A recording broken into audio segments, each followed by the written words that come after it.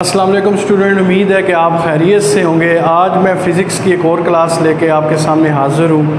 Class 10th की हम physics पढ़ रहे थे और उसमें जो आज हमारा टॉपिक है वो है सिंपल पेंडुलम। आज हमने ये प्रूव करना है कि जो motion of a simple pendulum है ये एक सिंपल हार्मोनिक मोशन है।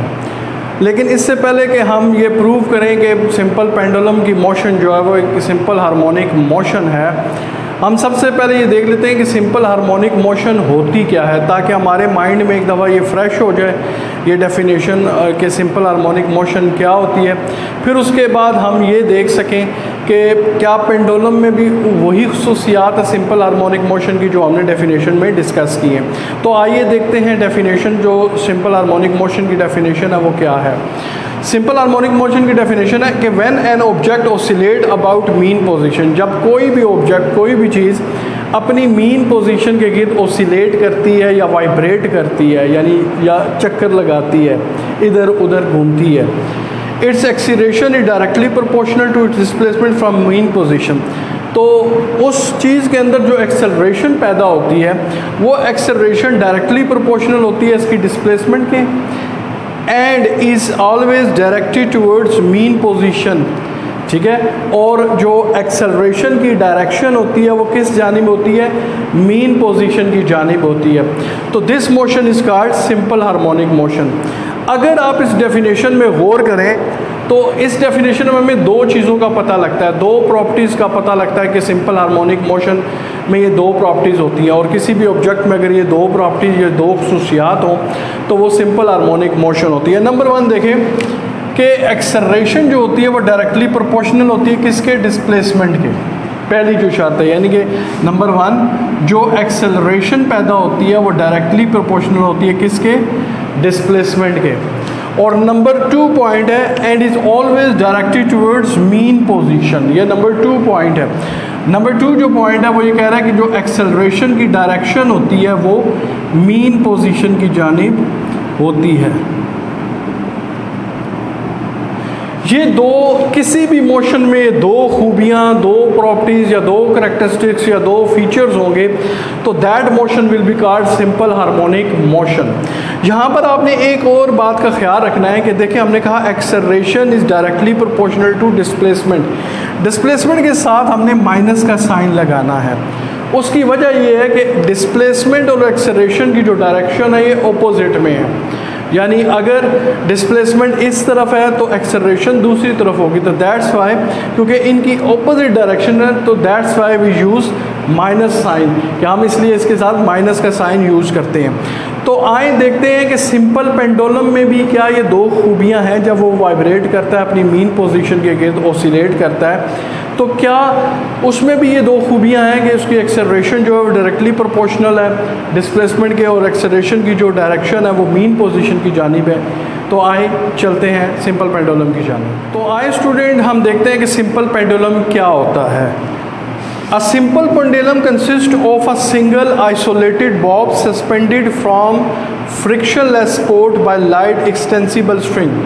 कि एक सिंपल पेंडुलम किस चीज़ पे मुश्तमिल होता है, सिंगल आइसोलेटेड बॉब, एक इसके साथ आइसोलेटेड बॉब होती है। बॉब क्या होती है, गोल सा एक कैलमेटेलिक बॉब होता है, बॉल होती है गोल सी, फ्रॉम फ्रिक्शनलेस सपोर्ट, इसको एक रस्सी से, ठीक है जी, एक ऐसी सतह पर बांधा जाता है जो फ्रिक्शनलेस हो, और वो जो रस्सी है वो इनएक्सटेंसिबल हो। इसको मैं मज़ीद इसको डायग्राम की मदद से समझाता हूँ कि ये हमारे पास एक सपोर्ट है जिसे हम पॉइंट ऑफ सस्पेंशन पॉइंट, यहाँ से हमने एक रस्सी बांधी, ठीक है, ये स्ट्रिंग है, रस्सी है, इसको धागा कह रहे हैं, और ये एक गोल सा जो मेटेलिक बॉब होगा जिसे आप बाल भी कह सकते हैं, छोटा सा बॉब है जिसके साथ हमने इसको सस्पेंड किया, इसके साथ बांधा, ठीक है जी।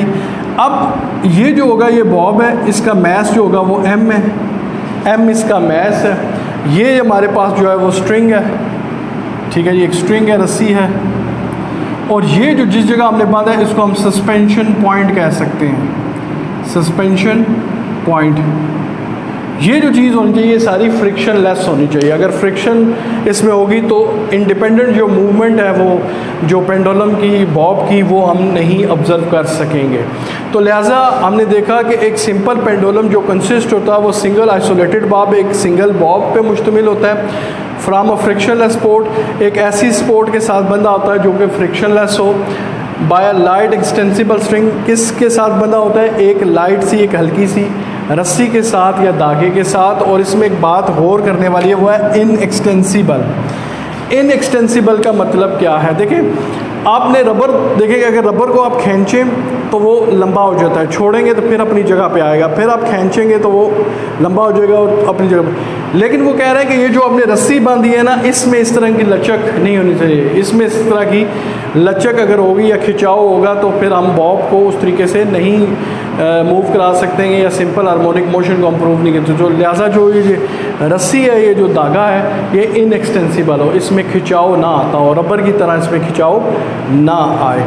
तो उम्मीद है कि आप ये समझ गए होंगे कि सिंपल पेंडुलम क्या होता है। कि एक रस्सी होती है, धागा होता है जिसके साथ हम एक मेटेलिक बॉब को अटैच करते हैं और उसको फिर हम धागे को बांध देते हैं एक ऐसी सरफेस के साथ जो फ्रिक्शन लेस हो, और फिर हम इसके बाद इसको मूव करवाते हैं। ठीक है जी, तो ये हमारे पास है सिंपल पेंडुलम। अब हम चलते हैं कि हमने ये प्रूव करना है कि ये जो सिंपल हार्मोनिक मोशन की जो टाइप है, जो सिंपल हार्मोनिक मोशन है, ये पेंडुलम इसको, ठीक है जी, ये ऑब्ज़र्व कर रहा है, यानी कि सिंपल पेंडुलम भी जो है वो सिंपल हार्मोनिक मोशन की एक टाइप है।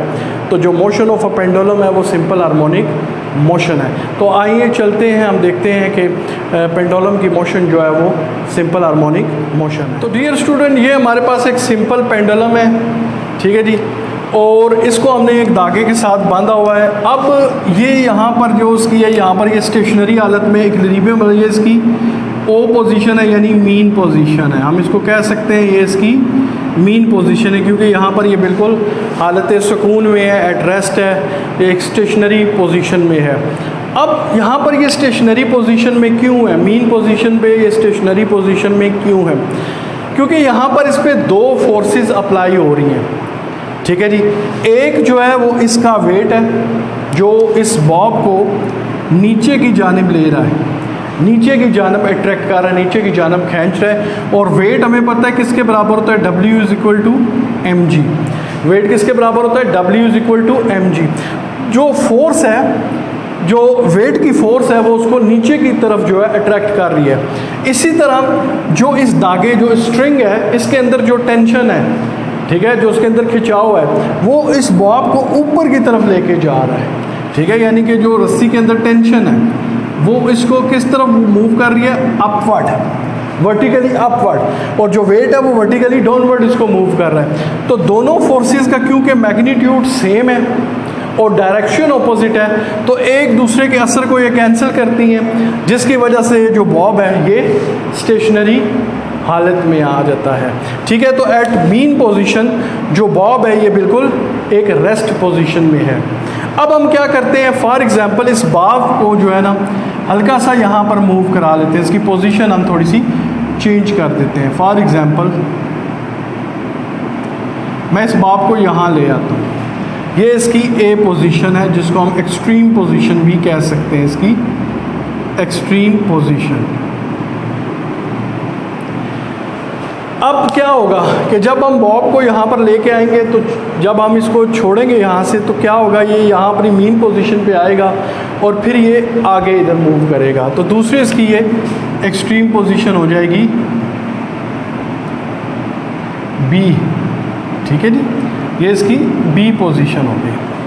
अब हम ज़रा इसको डिस्कस करते हैं भाई, जब हम इसको एक्सट्रीम फोर्स के ऊपर लेके आते हैं, जब ये एक्सट्रीम पोजीशन पे आया ए पे, तो बॉब को जब हम छोड़ेंगे तो ये वापस अपनी मीन पोजीशन की जानिब जाएगा, मीन पोजीशन की जानिब जाएगा। अब क्यों ये अपनी मीन पोजीशन की तरफ वापस जाएगा? कौन सी इसमें फोर्स है जो आ जाएगी जो उसको उसकी मीन पोजीशन की तरफ लेके जाएगी? जी बिल्कुल, रिस्टोरिंग फोर्स। लेकिन यहाँ पर क्वेश्चन ये पैदा होता है कि इसमें रिस्टोरिंग फोर्स आएगी कहाँ से?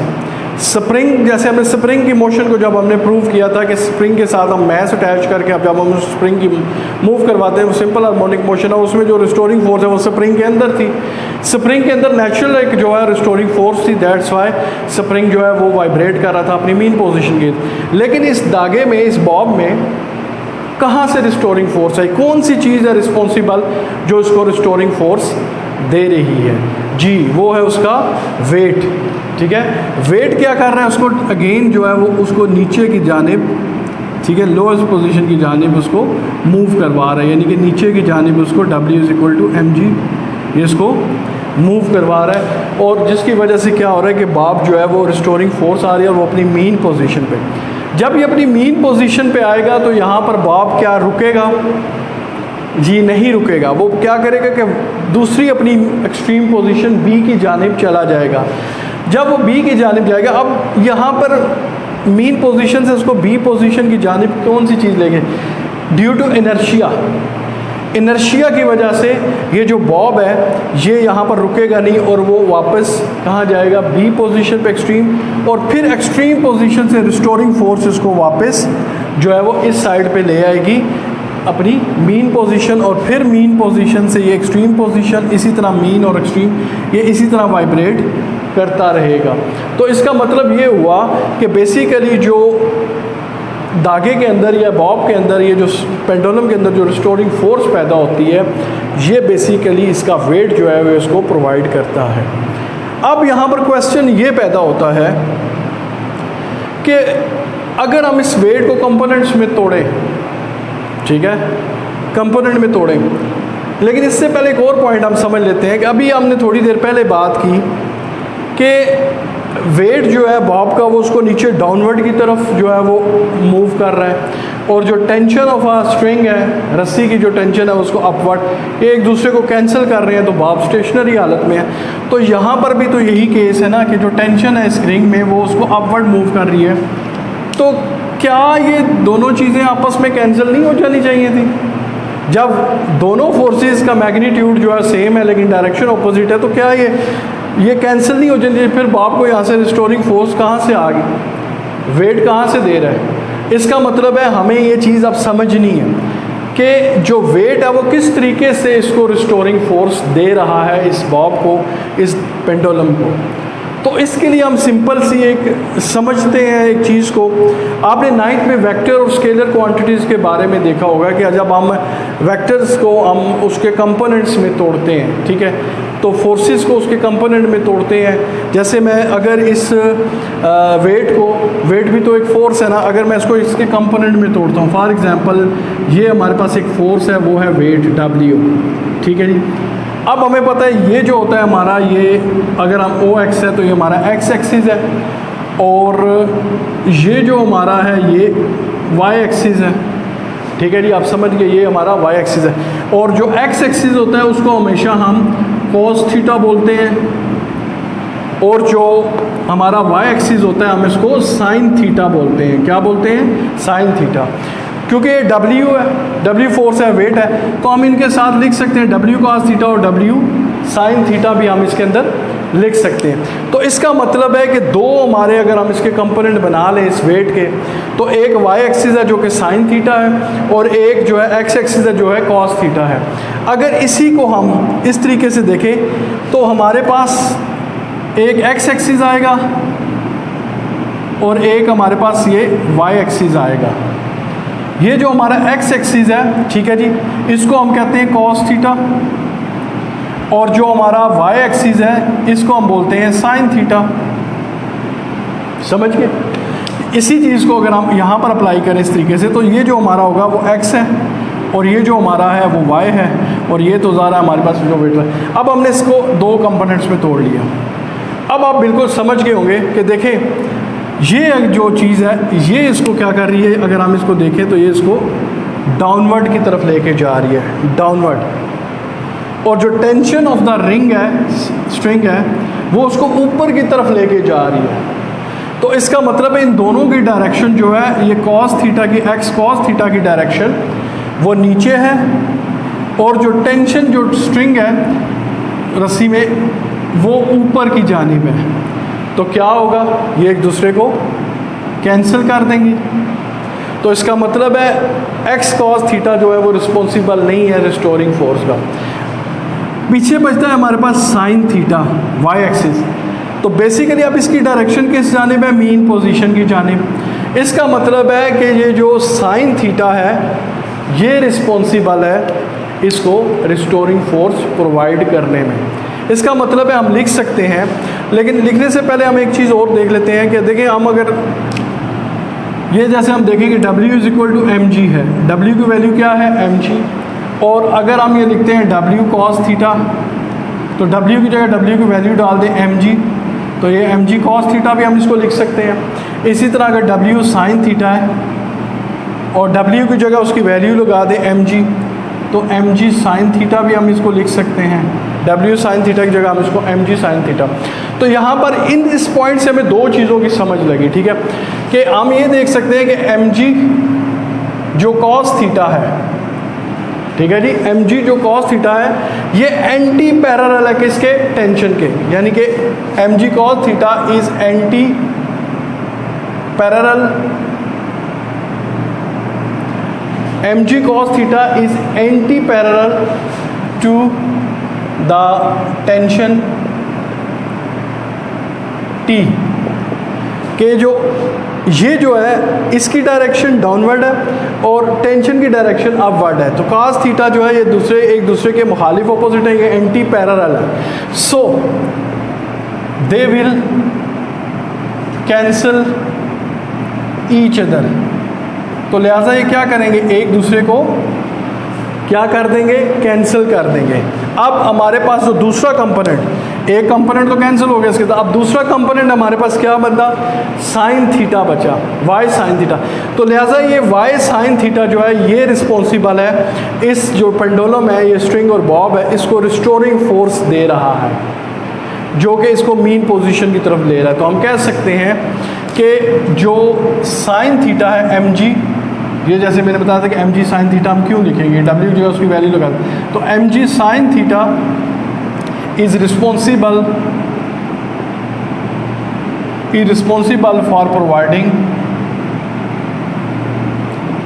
For providing restoring force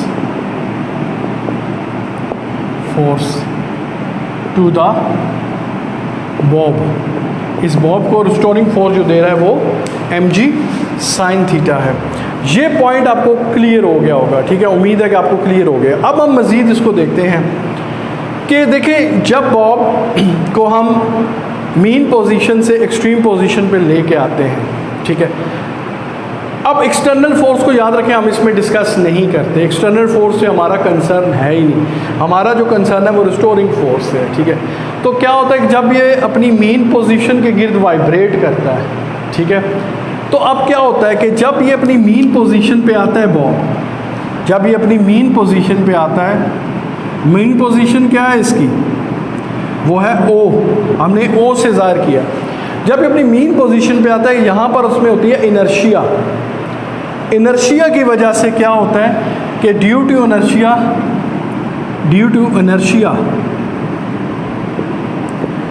it's velocity is maximum. यहाँ पर इसकी जो वेलोसिटी है वो मैक्सिमम हो जाती है, यानी मीन पोजीशन पे इसकी जो वेलोसिटी है वो ड्यू टू इनर्शिया वो मैक्सिमम हो जाती है। लेकिन जैसे ही ये अपनी एक्सट्रीम पोजीशन पे जाता है A पे या B पे, अब यहाँ पर जाएगा तो इसकी वेलोसिटी मिनिमम या सिफर हो जाएगी। अब वेलोसिटी सिफर क्यों होगी, क्योंकि जब भी ये क्योंकि यहाँ से अब बॉब ने अपनी डायरेक्शन चेंज करनी है, क्योंकि इसने मैक्सिमम यहाँ तक ऊपर गया और उसके बाद उसने नीचे आना है। तो क्योंकि यहाँ से जब वो डायरेक्शन चेंज करेगा तो थोड़ी देर के लिए ये बॉब रुकेगा।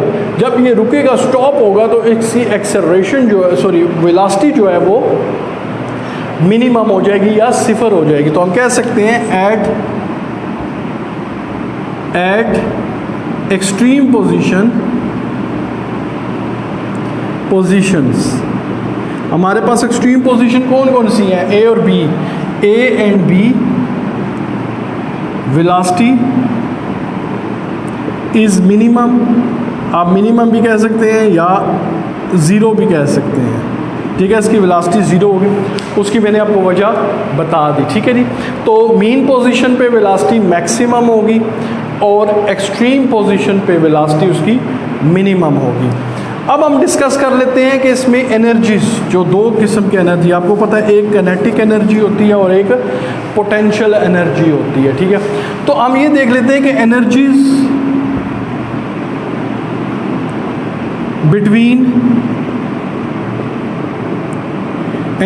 Between extreme positions